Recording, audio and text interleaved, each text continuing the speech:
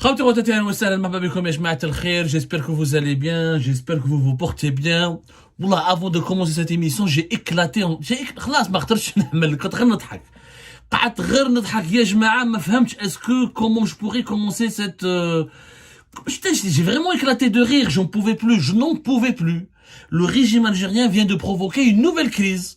Yani, malgré tous les problèmes que nous avons, malgré tous les soucis que nous avons à gérer, le régime algérien a provoqué une crise maintenant avec le Congo-Kinshasa. Après le Mali, le Niger, les relations tendues que nous avons avec pas mal de pays, les Émirats, le Maroc, l'Espagne, l'instabilité de nos relations avec la France, avec pas mal de partenaires. Maintenant, nous avons une crise politique avec le Congo-Kinshasa. Tu vois, le régime algérien, il a l'art et la manière de provoquer des crises gratuitement et de façon méchante.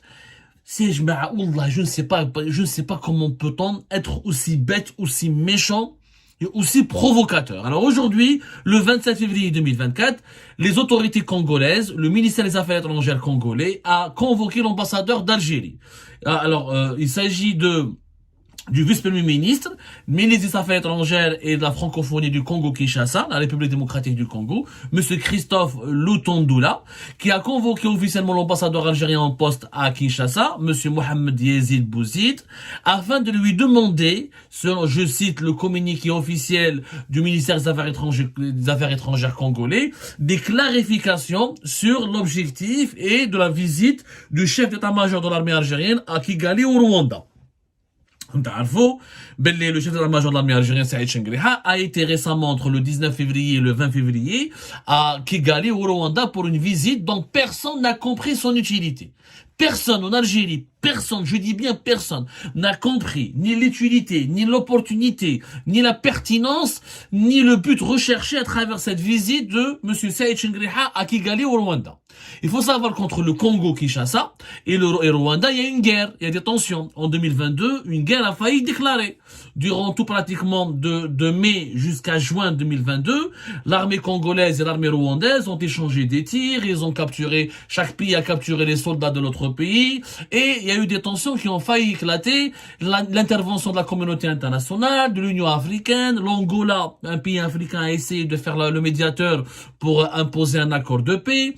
Le Congo reproche officiellement au Rwanda d'armer et de financer une milice armée rebelle qui s'appelle le M23.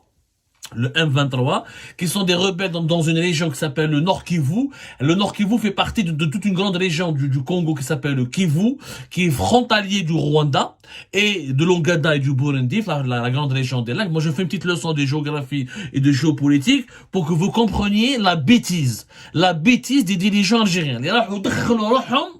Dans un conflit qui ne concerne ni l'Algérie, après, malgré tous les problèmes que nous avons, on est parti faire de l'ingérence dans la région des Grands Lacs en provoquant une crise avec le Congo. Je vous les belles les dirigeants algériens. Le Congo et le Rwanda sont au bord d'une guerre. Au bord d'une guerre. Quand on compte 2022, de mai jusqu'à juin 2022, il y a eu énormément de problèmes. En 2023, la même chose. À chaque fois, le M23 c'est un mouvement donc de rebelles qui tuent, qui pillent, qui attaquent des villes congolaises, qui tuent des civils, qui les volent, qui dépouillent les mines, parce que le Congo Kinshasa est un pays extrêmement riche. Je rappelle, c'est un pays stratégique en Afrique. C'est plus de 100 millions d'habitants. C'est du cobalt, c'est des minerais, c'est du diamant, c'est de l'or. Il y a énormément de richesses dans le Congo,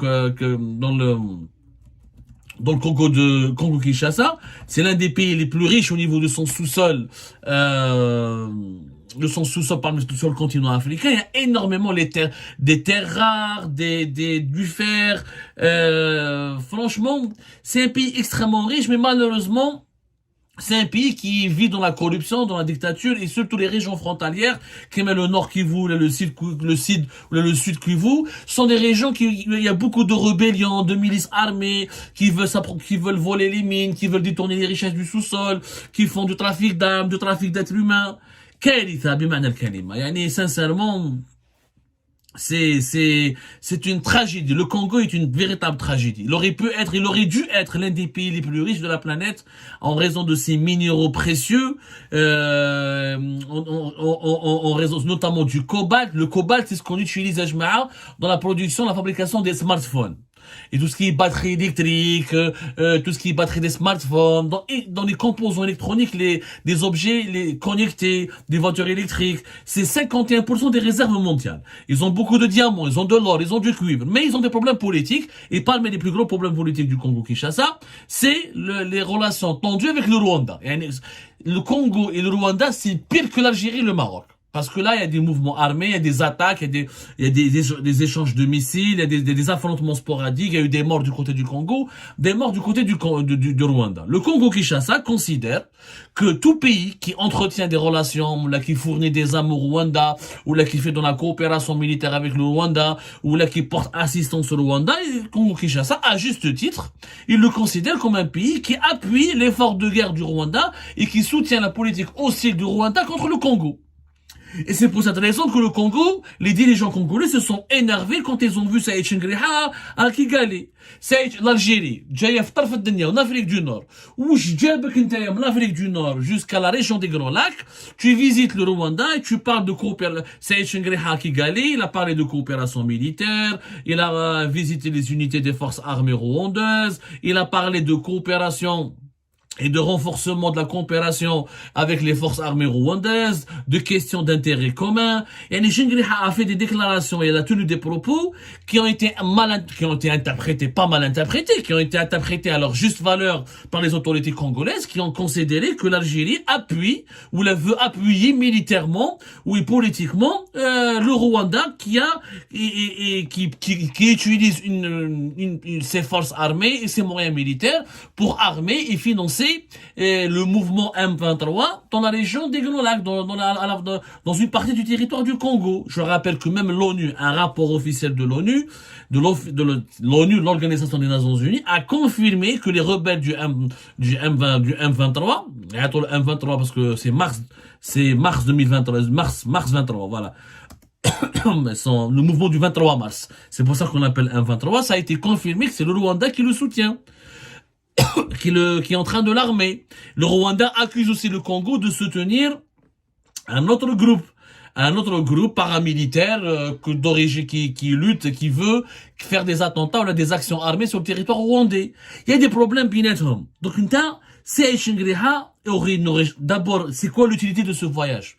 Pourquoi l'Algérie envoie son chef d'état-major dans une région où il y a déjà un conflit frontalier, ou d'un pays qui est partie prenante d'un conflit frontalier. Et quand tu fais des déclarations favorables aux forces armées de ce pays, quand tu prends des photos, tu t'affiches avec ces décideurs et ces dirigeants militaires, quand tu parles de promotion de la coopération militaire, de perspective de la coopération militaire, de la coordination entre les armées des deux pays, et ben le pays adversaire, le pays qui se bat, là, qui a des problèmes politiques et militaires avec le Rwanda, c'est clair qu'il va se sentir menacé. Donc pour le Congo, l'Algérie est en train de soutenir le Rwanda contre lui et contre ses efforts de protéger son intégrité territoriale. C'est comme si demain un pays africain, il envoie son chef d'état-major au Maroc, il parle de coopération militaire avec le Maroc, d'entraînement militaire avec les forces armées royales marocaines. Comment l'Algérie va l'interpréter? Elle va l'interpréter comme une alliance avec le Maroc qui est l'adversaire de l'Algérie et qui menace l'Algérie, selon les accusations du régime algérien. C'est exactement ce que les Congolais ont conclu à propos de la visite de Saïd Chengriha. Donc c'est pour ça qu'ils ont convoqué l'ambassadeur d'Algérie, ils ont demandé des clarifications. L'ambassadeur a essayé de rassurer les autorités congolaises. Alors, je sais pas, il y a eu des comptes rendus très très opaques, très bizarres. Il n'y a pas eu des comptes rendus assez approfondis, assez factuels de la rencontre. L'ambassadeur algérien a promis, apparemment, il aurait présenté des excuses. Selon d'autres comptes rendus, il aurait promis de prendre en charge des aspects financiers de certains problèmes liés avec le Rwanda. Il aurait promis que que l'Algérie serait neutre. En tout cas, il a essayé de sauver la mise. Il a fait son travail de diplomate, il a essayé de calmer les craintes des Congolais, il a essayé de leur fournir des assurances, il a essayé de corriger la connerie de Saïd Chengriha. Parce que Saïd Chengriha a fait une connerie monumentale. Je dis bien une connerie monumentale. Tu ne peux pas, d'abord nous n'avons aucune relation stratégique avec le Rwanda. Le Rwanda est d'un millier de kilomètres de notre région. Le Rwanda, certes, c'est un pays dynamique économiquement, etc., qui évolue, mais c'est un pays de 14, même pas 14 millions d'habitants. Et la région des Grands Lacs n'a rien à voir avec l'Afrique du Nord. Le Rwanda n'a rien à voir avec le Maghreb. Mais moi, jusqu'à maintenant, je vous assure, je n'ai pas trouvé une seule source fiable, digne de ce nom, qui m'a expliqué, ou là, qui a pu m'expliquer pourquoi Saïd Chengriha était parti au Rwanda. Ouais, personne n'a pu vraiment expliquer cette visite.